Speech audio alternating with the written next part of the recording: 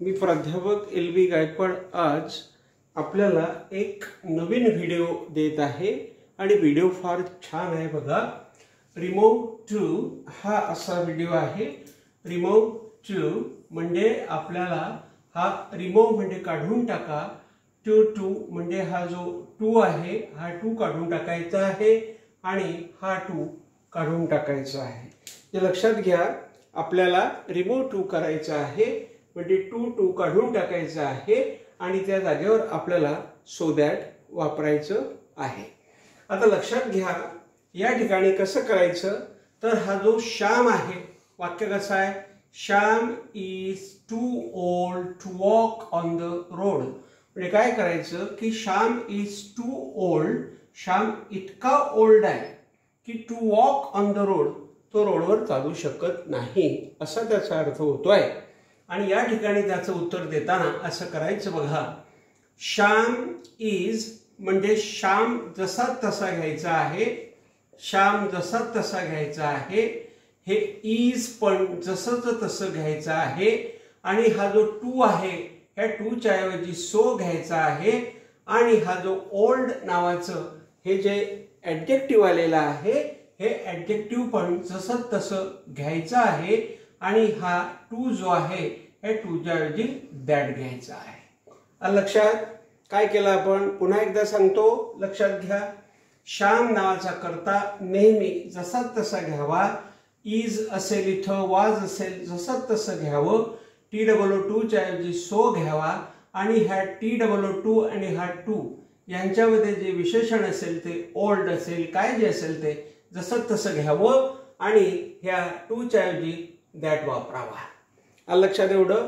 आणि मग या दॅटच्या पुढे हा श्याम ही आहे म्हणून या ठिकाणी ही घ्यावा, म्हणजे हा श्याम पुल्लिंगी आहे म्हणून इथं ही घ्यावा आणि हा वर्तमान काळ आहे म्हणून या ठिकाणी कॅनॉट घ्यावे, कॅनॉट किंवा कांट घ्यावे, कॅनॉट किंवा कांट घ्यावे आणि मग पुढचं वाक्य जसं तसं लिहावं, म्हणजे असं cannot walk on the road.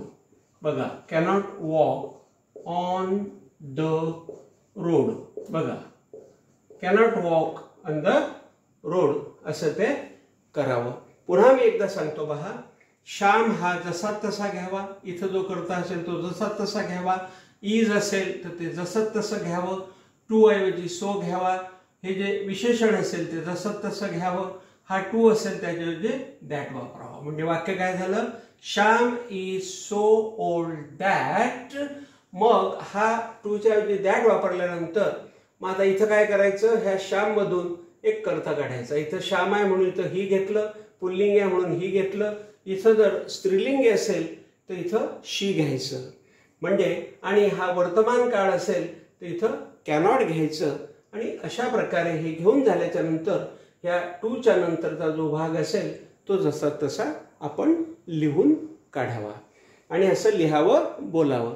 तर लक्षात घ्या, अर्थ काय झाला, श्याम इज, श्याम आहे सो ओल्ड, खूपच ओल्ड, म्हातारा आहे, सो ओल्ड इतका म्हातारा आहे, दॅट की ही कॅनॉट वॉक, तो चालू शकत नाही, ऑन द रोड रस्त्यावर, म्हणजे श्याम इतका म्हातारा आहे की तो रस्त्यावर चालू शकत नाही असा त्याचा अर्थ होतो आहे।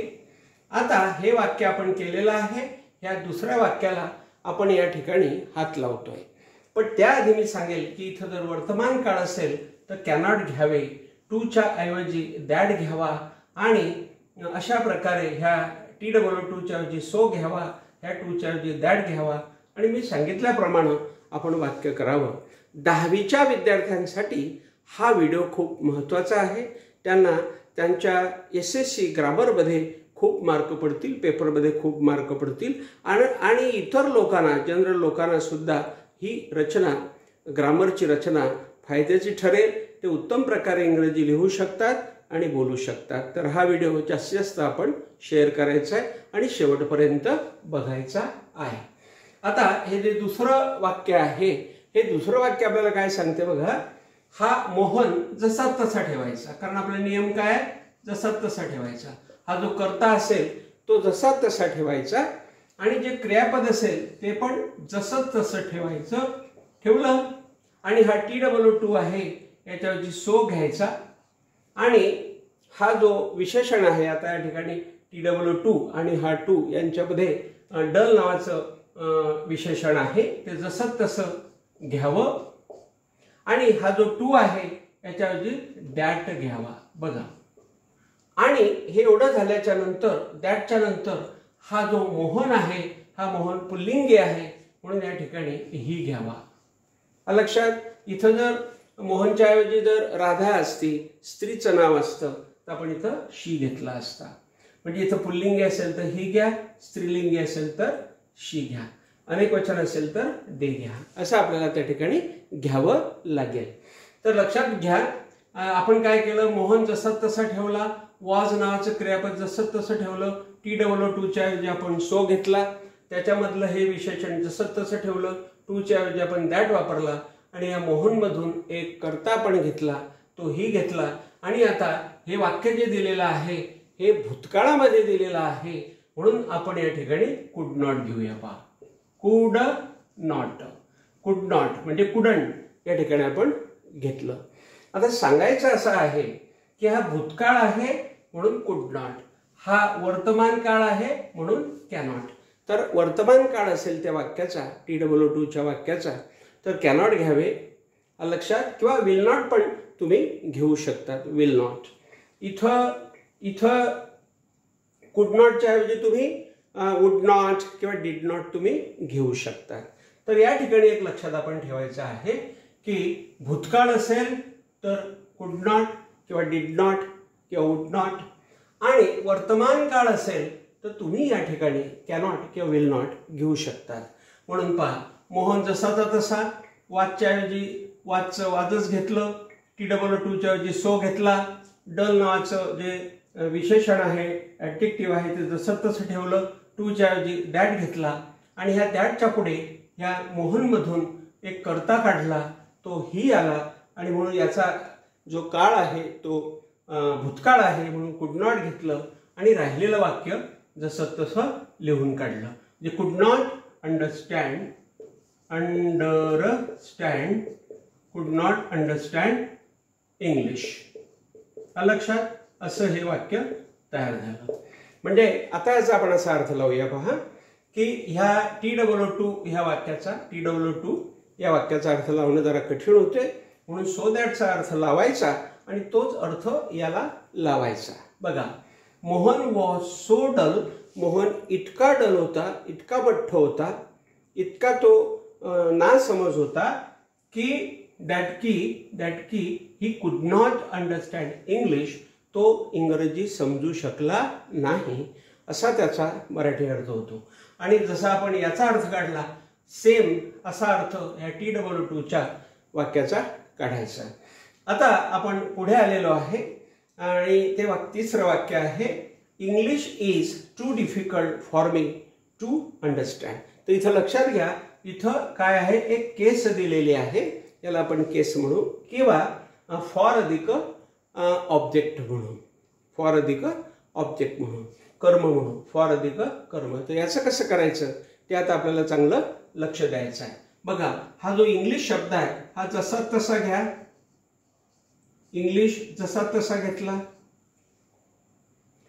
हा इज आहे हा जसा तसा घेतला, हा टू आहे याच्याऐवजी सो घेतला, हा डिफिकल्ट आहे याच्याऐवजी डिफिकल्टच घेतलं, हे नाही बदलवायचं, हा विशेषण आहे जसा तसा ठेवायचा. लक्षात. म्हणजे इंग्लिश जसं तसं घेतलं, इज नावाचं हे क्रियापद जसंच तसं घेतलं, TOO च्या ऐवजी सो घेतला आणि हे जे विशेषण आहे TOO याच्या पुढचं हे जसं तसं ठेवलं आणि पुढे दॅट लावला. काय लावला? दॅट घेतला, दॅट ठेवायचा. आणि हे जे फॉर्मी आहे हे फॉर्मी या ठिकाणी समजा ह्या फॉरच्या ऐवजी दॅट घ्यावा आणि ह्या मीचा आय करावा. इथं जर फॉर हिम असेल तर ही करावा, फॉर देम असेल तर दे करावा, फॉर हर असेल तर शी करावा, असं या ठिकाणी करावं. म्हणजे हे जे फॉर अधिक ऑब्जेक्ट आहे किंवा कर्म आहे त्याचा असा बदल करावा. आणि पहा मग काय करायचं की हे सगळं असं करून झाल्यानंतर इथं काय आहे, वर्तमान काळ आहे, म्हणून इथं कॅनॉट हे घ्यावं, कॅनॉट, कारण वर्तमान काळ आहे तर कॅनॉट किंवा विल नॉट घ्यावं आणि पुढचं वाक्य आपण काय करावं, कंप्लीट करावं. म्हणजे हा कॅनॉट घेतल्याच्या नंतर हा टू राहणार नाही, हा निघून जाईल, त्याच्याऐवजी कॅनॉट आला आणि अंडरस्टँड इट हा शब्द, मग उरलेलं वाक्य शेवटपर्यंत जसंच्या तसं लिहून काढावं. तर अशा प्रकारे आपण रिमोट टूचं सो दॅट मध्ये रूपांतर करू शकतात. पुन्हा एकदा सांगतो मी, हा इंग्लिश शब्द जसाचा तसा घ्यावा, इज असेल इथं वाज जसे असेल तर जसं तसं घ्यावं, TWO2च्या ऐवजी सो घ्यावा, डिफिकल्ट असेल इथं काय जे ॲडजेक्टिव्ह असेल ते जसं तसं घ्यावं आणि या फॉरच्या ऐवजी दॅट घ्यावा. इथं जे मी असेल, हिम असेल, मी असेल तर आय घ्यावा, हिम असेल तर ही घ्यावा, हर असेल तर शी घ्यावा आणि पुढे या टूच्या ऐवजी कॅनॉट घ्यावा आणि मग राहिलेलं वाक्य जसं तसं लिहून काढावं. तर अर्थ असा लावावा की English is so difficult, English इतके कठीण आहे दॅट की आय कॅनॉट अंडरस्टँड इट, म्हणजे मी ती समजू शकत नाही, मला ती येत नाही. आता एक लक्षात ठेवा, हा जो सो दॅटचा तुम्ही अर्थ लावला सेम हाच अर्थ ह्या TWO2च्या वाक्याचा लावावा, कारण TWO2चं वाक्य अर्थ लावायला थोडं कठीण वाटते, म्हणून सो दॅटच्या वाक्यावरून जर अर्थ लावला तर या दोघांचा अर्थ एकच होतो हे सांगायला हरकत नाही. आता शेवटचं वाक्य आहे पहा, ते कसं आहे, इथं पण एक केस आहे आणि ती केस केलेली आहे. इथं फॉर हर आहे तर इथं काय होईल बघा, हरचा शी होईल. बघा हा पर्सियन जसा तसा ठेवायचा आहे, म्हणजे पर्सियन नावाची भाषा आहे. पर्सियन वाज जसं तसं ठेवायचं आहे. ह्या टूच्या ऐवजी सो घ्यायचा आहे आणि हे जे विशेषण आहे हे असंच असं ठेवायचं आहे आणि हे ठेवल्याच्या नंतर पर्सियन वॉज सो हार्ड, इथं दॅट घ्यायचा आहे. दॅट घेतल्याच्या नंतर हा फॉर निघून जाईल आणि हा हर जो आहे त्याचा शी होईल आणि ह्या शीच्या पुढे मग आपल्याला कॅनॉट किंवा कुड नॉट घ्यावं लागेल. तर हा इथं वाज असल्यामुळे इथं कुड नॉट आपल्याला घ्यावा लागेल, नाहीतर डिड नॉट आपल्याला घ्यावा लागेल. नाही तर वुड नॉटही आपण या ठिकाणी घेऊ शकतो. मग हे घेतल्याच्या नंतर ह्या हरचा शी केला, ह्या टूचं आपण कुड नॉट केलं आणि मग ह्या टूचं कुड नॉट केलं आणि मग हे जे उरलेलं वाक्य आहे हे जसं तसं आपण घेऊ शकतो, म्हणजे कॅप्चर इट असं ते वाक्य तयार होईल. पुन्हा एकदा मी आपल्याला सांगतो की पर्शियनच्या ऐवजी पर्शियन ते तसं तसं घ्यायचं, करता काही बदलणार नाही. वाजच घ्यायचं, इज असेल तर इज घ्यायचं, TWO2चं सो करायचं, इथं जे विशेषण असेल ते जसं तसं ठेवायचं. या फॉरच्या ऐवजी दॅट घ्यायचा, हे हर असेल तर शी घ्यावं आणि मी असेल तर आय घ्यावा. ह्या टूच्या ऐवजी हे कुड नॉट घ्यायचं आणि पुढचं वाक्य जसं तसं लिहून काढायचं आणि मग अर्थ काढायचा. बघा आपण अर्थ काढूया. पर्सियन वॉज, पर्शियन नावाची भाषा वॉज होती, सो हार्ड इतकी कठीण होती, दॅट की शी म्हणजे ती, कुड नॉट कॅप्चर इट म्हणजे ती, म्हणजे ती मुलगी, कुड नॉट कॅप्चर इट म्हणजे ती मुलगी तिला जिंकू शकली नाही, कॅप्चर करू शकली नाही, पकडू शकली नाही, तिला ती तिच्यामध्ये ती एक्सपर्ट नाही होऊ शकली. तर अशा प्रकारे आज आपण रिमोट टू म्हणजे हा टू काढून टाकला, त्याच्याऐवजी आपण सो दॅट वापरलं.